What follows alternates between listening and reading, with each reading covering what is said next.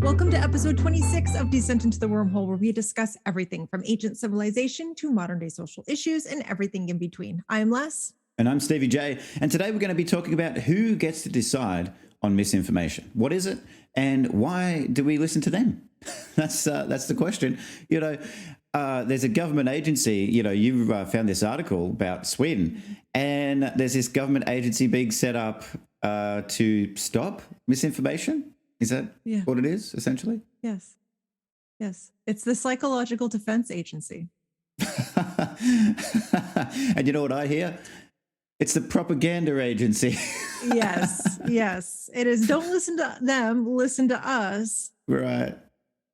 But we're here for your psychological health. Exactly. Because really, when you think about it, anybody could say that, couldn't they? Like I could say to you, Les, don't go and listen to anybody else. Just listen to what I say. And what I say has been completely 100% vetted by me. So, so that makes it correct. You need to listen to that. And that's exactly what they're saying. Right. And it's funny that this popped up on my news feed, because I was thinking about it, because we do get a lot of comments removed from our comment section, because it's not us. We, like, who the hell are we to silence someone when we're here for free speech and exactly. independent thought and all that. Right. Yeah.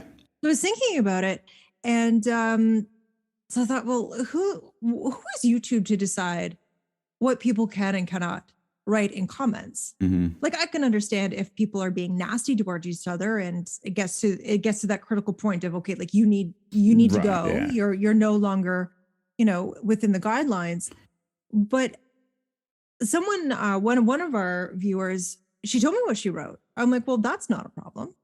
Yeah. Like, I don't know why it went away. And the thing is, there's nothing we can do about it. Even though it's our channel, there's nothing we can do about it. So I was just thinking about it. And then this popped up on my news feed. I was like, oh, well, we got to discuss this because misinformation is the new propaganda.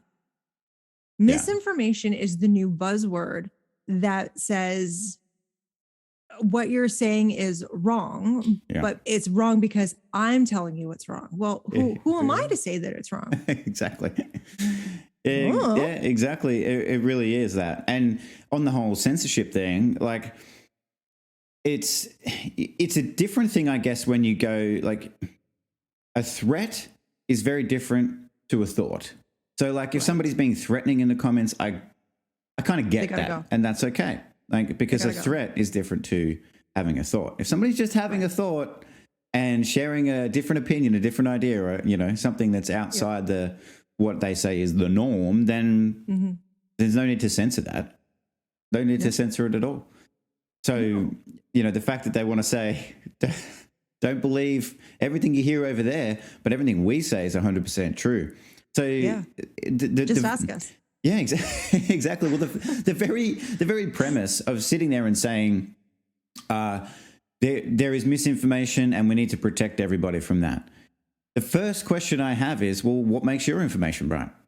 What makes that true? And the arrogance of it to say that what we say is 100% true. Right. Well, how can you say that? Like, how can you say that? You don't have all the answers. And what makes you think that the answers that you have are also aligned with my beliefs? Like, what if I believe something different? That's absolutely that. That's the thing. Everyone is allowed to have their own belief system, and everyone is allowed to have their own thought system. And to stifle that and say, because a lot of people, there are people out there that would say, absolutely not. No, this is the absolute truth.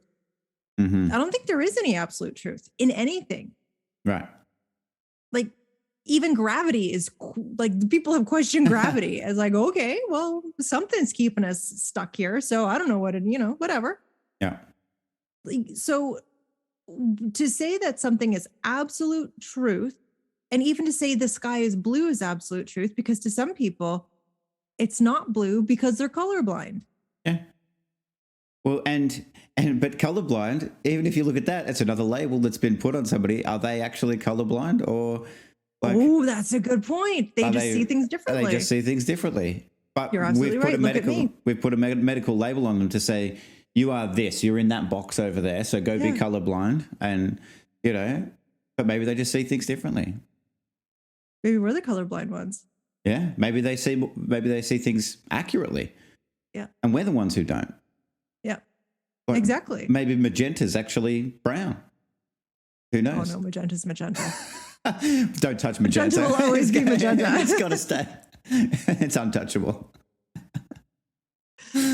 Yeah. But it's so true. But the thing is, if we have a discussion and you say, well, I think this, who am I to say, don't think that? Right. Yeah. Well, the thing is too with that, great point. The thing is with that, like, and when you said before, they tell us that this is the truth and the absolute truth. Well, even in ourselves, we don't really often know what the absolute truth is, but we are far more likely, if we trust our instincts and our intuition, we're far more likely to understand truth in ourselves than looking externally for finding and listening to whatever they say the truth is. Our subconscious knows. Our subconscious absolutely does know. And I think that's when people get angry. What do you think about this? When people get really, really angry, when you oppose something that they believe, and you're like, well, I just don't think that, this is what I think. And they get really, really angry. I think maybe they don't actually believe deep down on a soul level, they actually don't believe that it could just be, and that's themselves fighting with themselves. They're not fighting with you. They're fighting with their own instincts. Yeah. Because why get so upset that if someone else has a different opinion? But the thing is that with Sweden, what they're trying to do is they're trying to, they're saying like threats against Sweden's people, and it's all around the thing that's happening now and the misinformation there. And Sweden did great. They had no lockdowns.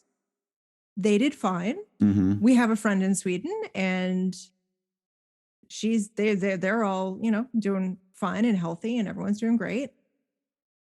So I just don't know if they're getting flack for that, if they're getting flack for not doing what the rest of the world did. And maybe their people are starting to question, why didn't we do what other people did? Yeah. It's like, well, look what it's doing to the rest of the world. Do you really want that? Yeah. I wouldn't want that. Like, they're lucky. They're very, very lucky that that their country did that. But just the fact that they said, if you have questions about misinformation, call us. We'll tell you. No. And they actually said, let me pull this up, because this is classic. This is classic. While you're doing that, I'm just going to touch on your question before about why people get angry when you have a different opinion to them. Because when you have a different opinion, it's not like you're, kicking them in the nuts and telling them they're wrong. You're just having a thought. You're not actually doing anything to them. And you're so spot on, I feel, when you say that they're actually arguing with themselves, because I feel like they know deep down, and what they're upset about is actually the fact that they let themselves be deceived, that they didn't trust their own instincts, their own intuition, and they went against it.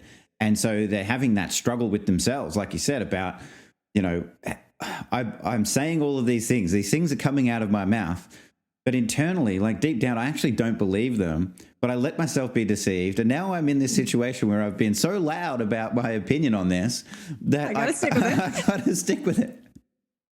I cannot go against it now, because otherwise I'll seem like I'm, disingenuous. But really, they're being disingenuous with themselves, because they won't just go, hang on, what do I actually think about this? How do I actually feel about this? Yeah. It's bullshit. But they can't come to grips with that. And then to have somebody else with a different opinion identify that inside them, then they get angry at the person, because they're like, damn you, why did you do that? Why did you start this internal conversation that I'm now having with myself, where I don't like what I see, Yeah. Yeah. And I think sometimes too, people get upset when they see someone so free. I know I've felt it in myself, where I've watched someone be just so free in themselves. and just so content and so happy and just so content in who they are that I felt uncomfortable. And the only reason I felt uncomfortable was because I felt I couldn't do the same.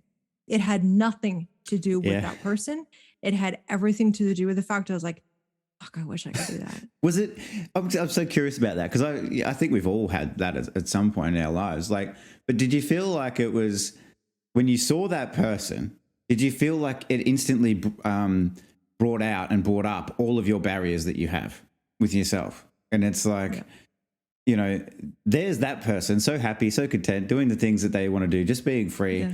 And as soon as you see that, it automatically like highlights all the barriers you've got that you can't get to that because this is in the way, that's in the way, you know. I'm in my own way. I'm in my own way. Pushing yourself out of the way. Because that's all it is. That's all it is. We're all just in our own goddamn way. Yeah. Like no one is actually stopping us. It's the fear of what will they think and what will they say is stopping us. And that's us stopping us. Yeah. So yeah, it's this whole, we just have arguments with ourselves. It has nothing to do with the other person, I feel, at all. Because if someone's doing something that I don't like, now here's the thing, like any kind of violence or hate or whatever, that's not what we're talking about. We're talking about just someone being their complete themselves, thinking what they want to think, not hurting anyone, but doing what they want to do. Yeah. Like it's nice to see. I love that people do that. Yeah, absolutely. Well, you know, I mean, when you just said that, I had this image of like a person, let's just say a person living on an island, on a beach, near a beach somewhere, right? Oh, that sounds nice. Yeah, I want it to be this guy, but anyway. But it's not. But it's not. But it's like there's some guy lives in a little kind of shack on the beach, goes out, collects his coconuts for the day, whatever, goes to town, plays his guitar for a bit, people throw a bit of money in a hat for him, and then he sits down at the end of the day and somebody says to him, hi, I'm Joe Blow. What do you do with your life? What's going on for you? And he's just so happy, content. He's like, oh, this is what I do every day. And I love it. I'm just so happy. And they go, oh, really? Well, you should think about doing this, or you should maybe do that. Or what if you did this? Or what if you did that? It's like, but hang on a minute. He's happy. Yeah. All of those things you're suggesting to him, that's all you. That's all things you want to do. It's nothing to do with that guy. Leave him alone. He's happy. Clearly, he's happy. He just said, I am so happy that this is what I get to do with my life. Yeah. But people have this tendency to just not let that go and not let him be. Yeah. Because they can't do it. Because they're like, damn, I would love to be able to wake up on the beach, collect my coconuts, go busk on the street for a couple of hours for a few bob, and then go home and eat my coconuts and watch the sunset. I would love to do that, but no. I'm in the rat race. I'm in traffic for 3 hours a day. Yeah, I got the this and the that and the mortgage and the 5 cars and the this and the that and the things. Yeah, and he's like, fuck, his life is so simple and he's so happy. Yeah, I want that. So I'm going to make his life difficult. I'm going to try and make his life as difficult as possible so I can feel better about my life and how difficult I've made it for myself. Screw you. I was just going to say, like, they're trying to get that guy to be on the same level as them and be like, well, he's clearly not going through all the same things as me, but he needs to. Like, I need him to go through everything I go through. He has not lived, my friend, until he has lived my life. Meanwhile, he's not hurting anybody. He's quite happy over there. Yeah. Anyway, sorry, I feel like I went on a bit of a tangent there. Did you manage to get it up? I did. Article? I did. So this is what we had a little giggle at because it flat out says everyone can think and say what they want, right? Perfect. Think. Right. Yes. In Sweden, our freedom of speech and expression is protected by the Constitution. Agencies have a responsibility to increase everyone's awareness that disinformation and misleading information occurs so that society's functionality and people's lives and health are not threatened. Misleading information can threaten our open and free society. Identifying and counteracting these effects Identifying and counteracting the effects of misleading information is part of the agency's responsibility to stand up for freedom of expression, which strengthens democracy. And what did we say? That was a whole lot of words for think and speak whatever you want, as long as they're in line with what we say. Exactly. That's all it says.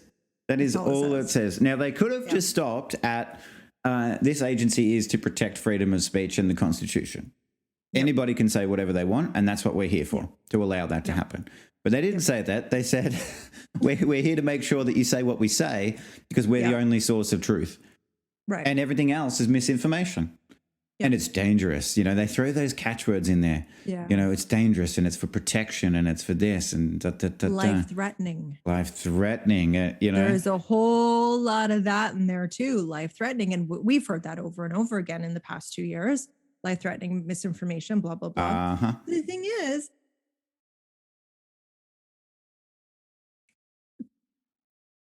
if people... There is so much. We are obviously in the information age, right? And before we have never had access to so much information ever. Like when we were in school, it was textbooks. There was no computers. There was no Google this, and I got to do my homework, so I need 5 billion tabs open on my computer. Yeah, it was a textbook, and you learned what was in the textbook, and that was all the information you got. Right, wrong, or indifferent. And now we're finding out half of it is wrong, what we learned in school. Yeah. They're saying, oh, that's wrong now. So we're walking around a bunch of, ninnies, not knowing what's what. Yeah. But then they keep saying, well, listen to us, listen to us. It's like, yeah, but remember 30 years ago when you told me this? And now you're telling me it's not true? Yeah. Why would I do that? They don't realize that they're very, like they constantly change their story. They constantly change their goalposts and then get really upset when people don't want to listen to them. And granted, yes, there are people out there touting a lot of just insanity. Yeah. But that's up to me to decide if I want to follow that logic or not. Personal responsibility. If I want to follow the insanity, that's on me. Yeah, exactly. That's right. We all have the ability to decide for ourselves. Yes. Am I going to believe that or am I not going to believe that? People watching us right now or listening to us right now, they have the ability to decide whether they agree, disagree, believe what we're saying. They have that ability. Exactly. And we don't, it's not up to us to tell them you have to believe us. Nope. But there's so many key words in that article. It's very interesting because one of the ones I just picked up on then was when you were reading it is they said it's to protect our democracy. Now, they're protecting the democracy by actually removing democracy because they're saying you believe and do and, say whatever you want to say as long as you do what we believe and do and say and everything. Right. So that's not democracy. A free and democratic society should be everybody gets to say what they want to say. But they literally contradicted themselves right there in that sentence by saying this agency is to protect our democratic society so long as you listen to us, which is really more like a dictatorship. It's saying this is the truth. Yeah. There is only one truth, and here it is. Yeah. And don't listen to anything else because that's lies. Right. I had to. You're absolutely right. Sorry. Yeah. No. You stumped me there because you're absolutely right. Well, I wanted to share the analogy with people that we talked about earlier, right? So so imagine I'm the government for a second. I got my big trench coat on, and I'm the government, right? And I'm this psychological information protection fucking agency. And there's a burning building, and I go to the burning building, and I'm like, geez. And the burning building is misinformation, okay? Let's just call the burning building misinformation. I go in there, I wrap my trench coat around you, and I say, come with me. Pat you on the back and say, it's going to be fine. I've got you. Let me lead you to... I've got your best interest in mind. Right, this is for your own good. Come with me. I'll take you to the building of information. So we're going from We're going to go do the right thing. Exactly. So come with me, and I will keep you calm and keep you happy, and I will take you over to the information side. So misinformation, that's burning down over there. I've saved you. Come with me and go into this building. This is the building of information. Oh, hang on a second. I just got to take this call. You go in there, and boom, the building blows up. Like, Yeah. so what I'm getting at is it's like take you out of the frying pan and into the fire type deal. Yeah. You know, because just because they say that this side is information and that side's misinformation doesn't make it so. Right. But that's what they're trying to do with this article, is use all those words and that language and be like, oh, this is for you, and we're doing it out of the best interest of everybody, and we're just such kind people that we're going to tell everyone what the truth is. When really what they're saying is, stop believing what's over there, walk with me over this side, and believe everything that's here. Yeah. Well, what I'm getting from their website, from this, the problem, my biggest problem that I have with it is that they're actually calling it a psychological defense. Like that's my biggest thing with it. I was like, well, that's telling me everything I need to know about that. I think, I don't know. Yeah. But it says, how is Sweden protected against undue information and influence? So it says the Swedish Psychological Defense Agency works long-term and preventatively by implementing training and exercises, conducting research. An international corporation, we study and develop methods and spread knowledge to the general population and relevant actors. In the short term, we closely follow developments both in our immediate area and internationally. We identify, analyze, and prepare to act quickly when required. Technically, I feel what it's saying is that don't listen to the rest of the world. You only listen to us. And anything that's coming in from the outside sources, from the outside world, And this relevant actors, that word actors comes up a lot. And I don't know if it's just a Swedish, like, because it's translated from Swedish. So that could just be the way they say, like, other individuals. Right. It could very well be, but coming from an English standpoint, actors is a terrible, terrible way to put how you're, relevant actors. Well, who are your actors and what are they acting out? Right. Well, that's where my mind just went as well. I'm like, okay, you're using the word actors, and actors means somebody portraying a role or fulfilling a role in a fictional story. So you're literally saying there that you're going to give your correct information to the relevant actors in your fictional play, movie, whatever it is, and you're going to give them that information to pass it on to everybody else, because that's their role. That's the role that they're acting in all of this. And we need them to have this information so that it can be shared. Yeah. And well, who's an irrelevant actor? If those are the relevant actors, who are the irrelevant actors? Well, I'm assuming any other Swedish citizen or anyone else in the world, I would assume. Any person, I guess. Yeah. With a brain. Yeah. Anyone who can think for themselves. So what else it said was that, in what way can undue information influence be dangerous? Perfect question. How can misinformation hurt me? Mm-hmm. Misleading information can create anxiety. Absolutely. Heighten hatred and doubt and make society more vulnerable. That's funny, because I take a bird's eye view around the world, and that's exactly what I'm seeing. Mm-hmm. This can be exploited by interests that want to threaten and disrupt Swedish society and our independent decision-making. It can challenge the life and health of a population, societal functioning, our fundamental values such as democracy. That's hitting me different now. The rule of law and human rights and freedoms. Mm-hmm. So as a human, like, I always thought I had the fundamental human right to have my own thoughts. Yeah. And just, and not, and the thing is, like, I don't believe that everyone, like, there's some topics that I have no right to put my 2 cents in, because I got no idea what's going on. And I, even if I did put my intuition into it, I don't know. Like, yeah, it's all gibberish. So as a human, as humans, we have the right to think the way we want, to have the beliefs that we want.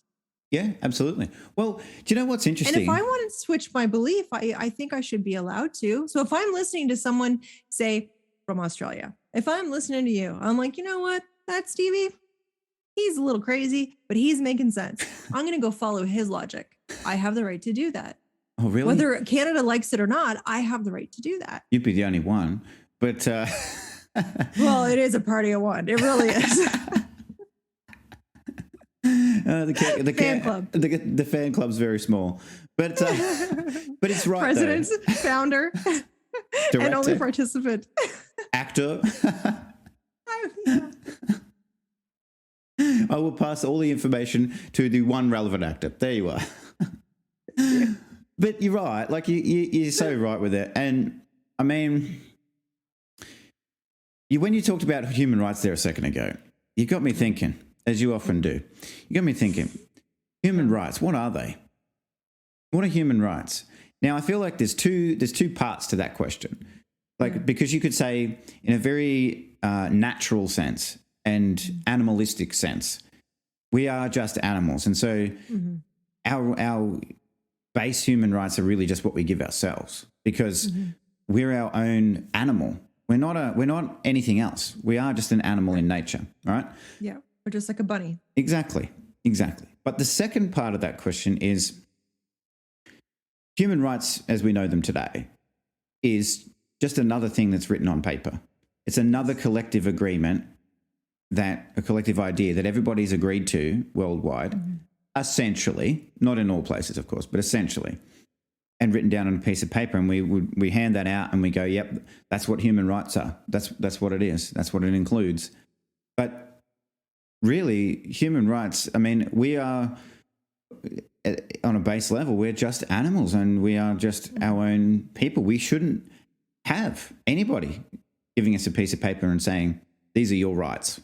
These are your these are your rights. Yeah. It's like, well, fuck off. I'm just me. I can do whatever I want. Like, why do I need this piece of paper? And I understand, like, before anybody says, like, well, it's stopped things like genocides and horrible things like that. Like, I get that, but the difference is that what they start to use that for may start out from a great place. And then it turns into the Psychological Defense Agency of Sweden and saying, well, using the word defense is a psychological play on words too, I feel, because, you know, if you were to call it a psychological attack agency, it doesn't quite have the same ring to it as defense, but people like hearing that word defense because they immediately think protection. I'm going to be protected from something. My psyche is going to be defended. Yeah.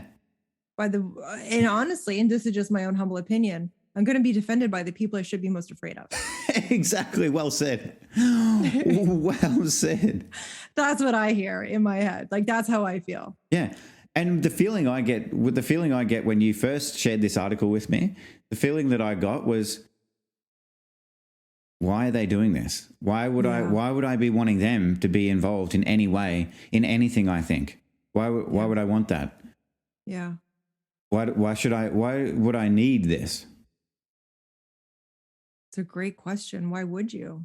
Because whatever the information is out there, whether Joe Blow down the street or Jenny over the road thinks it's misinformation or that it's 100% true, I don't care what they think. It's up to me what I think. So just give me all of the information, every single piece of it, and I'll decide. Yeah. And actual information, not just things that people made up down, blah, blah, blah. Actual information. And I really feel when it comes to actual information with science, and the thing is with science is a man-made structure. Flawed. Science is flawed. It's its own religion. Yeah. It's a flawed thing, just like everything else. The only thing that isn't flawed is Mother Nature herself. Right. It's the only thing that isn't flawed. So I think the information would be far less because you have, if we just Googled anything right now, you'd have pages on top of pages on top of pages of opinions and articles and this and that and the other thing. And really at the end of the day is what is the collective agreeing to the most, and that is the most, that's the most accurate information. It's like, but is it? Yeah. Just because everyone agrees to it doesn't mean it's right. Yep.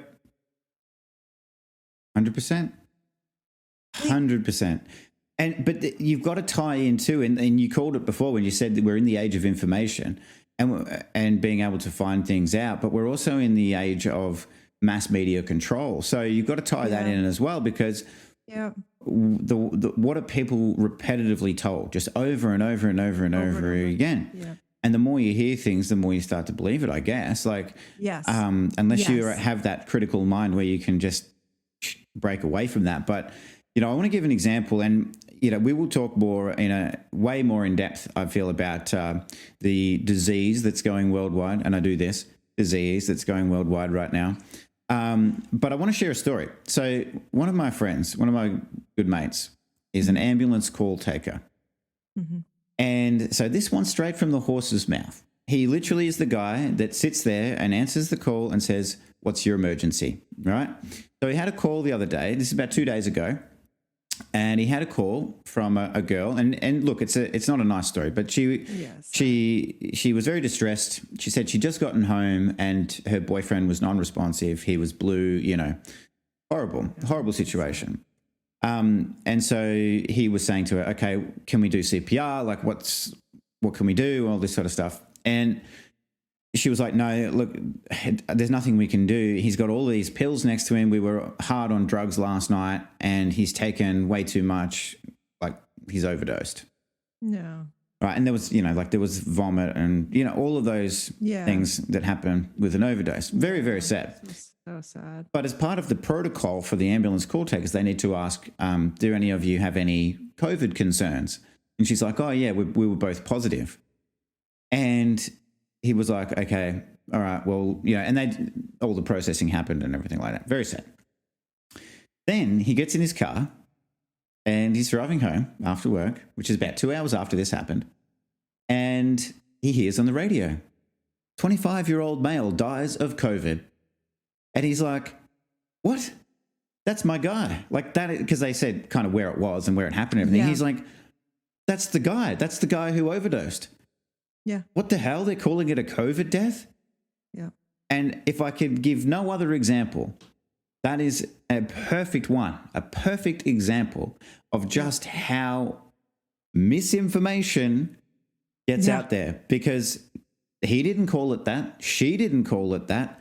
Nobody else called it that. But as soon as there was anything to do with COVID, to do with the death, straight away it was put to the numbers. And the very first question that I think everyone should ask, and that we've been asking for a long time now, is why? Why call it that when it's clearly not? Yeah. And you have to go to the motivations then, don't you?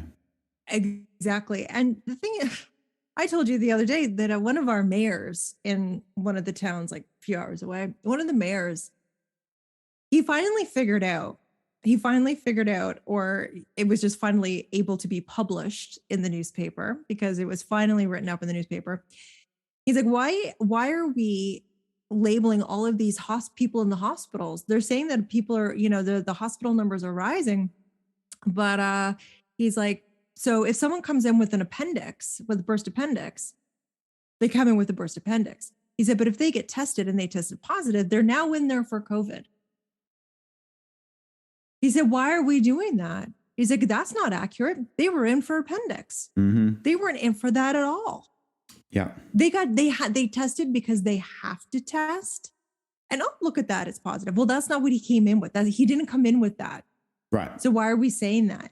And now we're not counting people with illnesses. We're counting people in hospitals. Like they've switched tactics so fast that it made my head spin. Yeah. Because I hadn't been keeping up on it. I'm like, right. Yeah. Like I can be doing without this right now. Yeah, it is a frustrating topic. I can be doing without this now. And I went back just to check, and I can't find numbers. I can't find numbers. I can find numbers of how many people in the hospital. So Yep. 100%. Yep. And it's funny, isn't it? Isn't it funny how it's changed? We'll get into this in an entirely other podcast, like in detail. But just one more thing on that narrative change as well over time. So, in my actual job, like my day job, when this whole thing started worldwide, they invested something like $3 million in installing thermal imaging, temperature checking technology into all of the workplaces nationally across the whole country. Spent millions of dollars on it. And do you know what I don't see a single mention of these days at all? Is I know. Temperature checking. Yep. Even in my place of work where they spent millions of dollars to get this technology, not mentioned. Anyway. Yep. As if it's just disappeared as a requirement, as any kind of test method, gone. Cleaning has gone out the window. Cleaning here has gone out the window.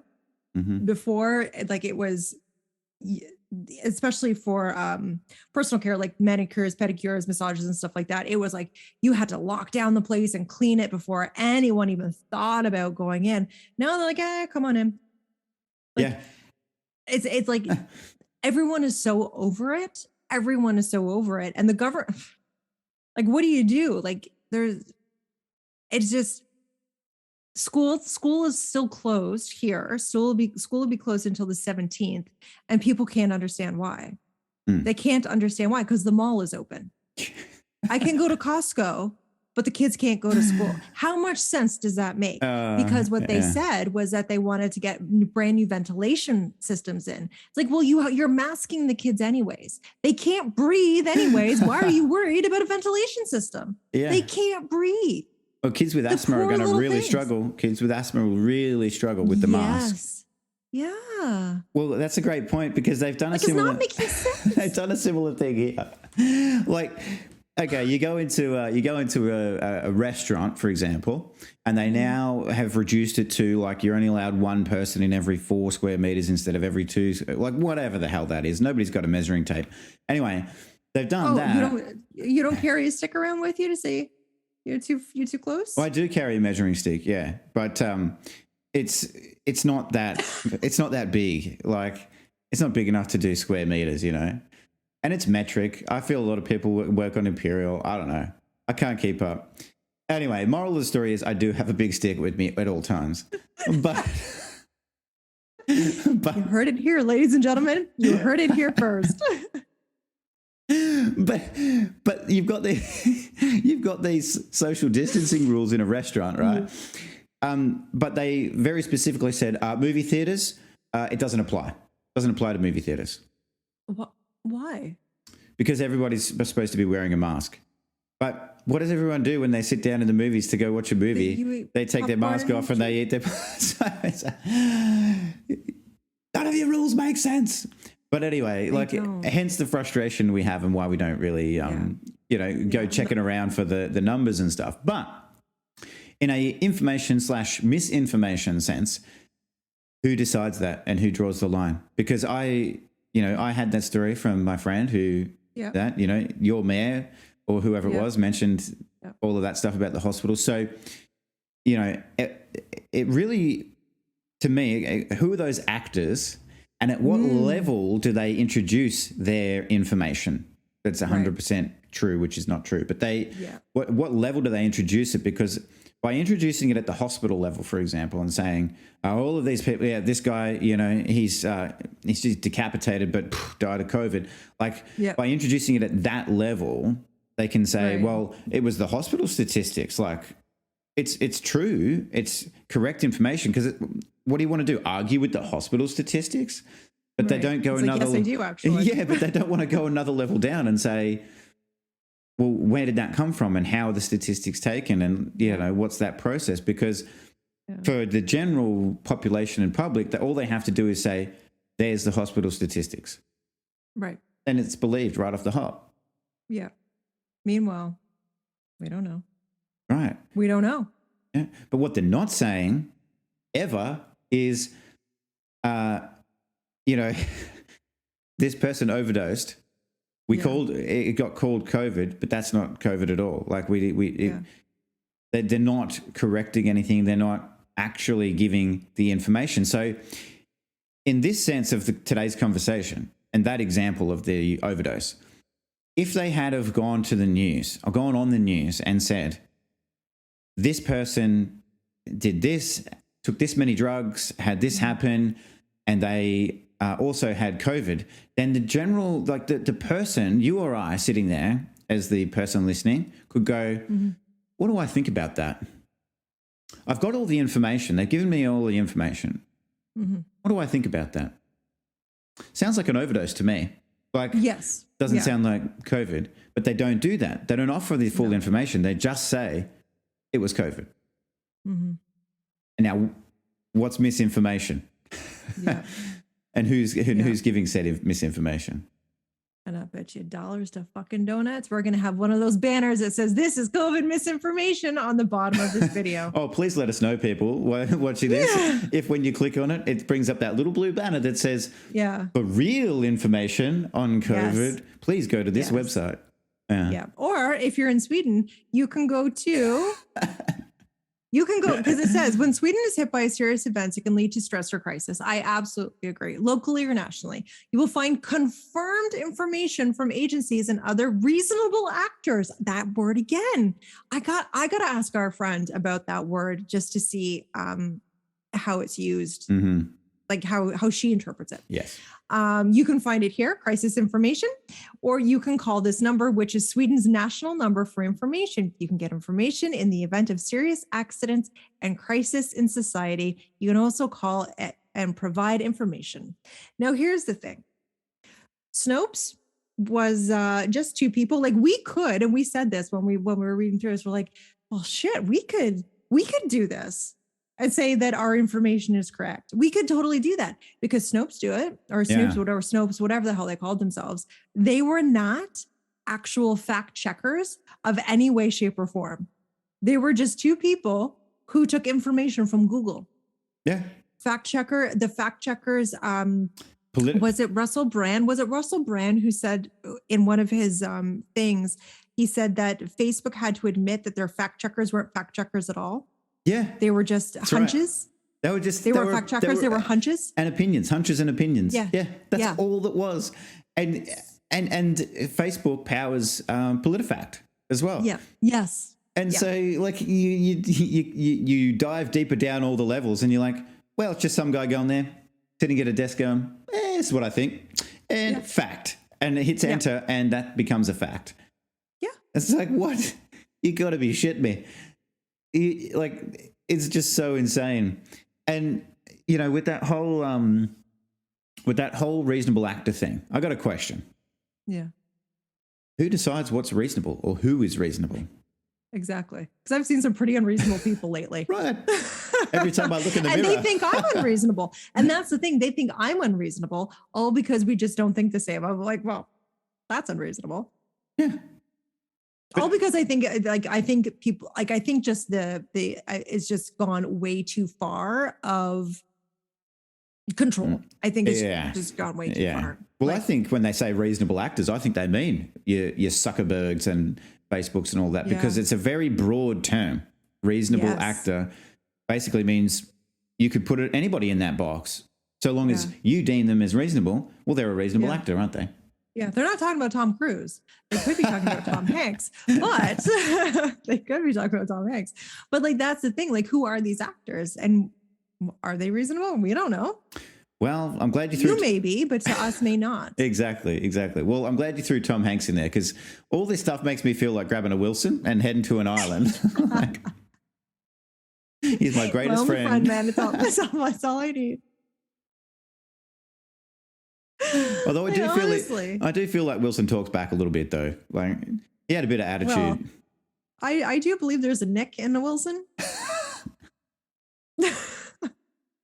There's a little bit of Nick in there. There is. And once he grows his hair longer, a bit of Nancy too.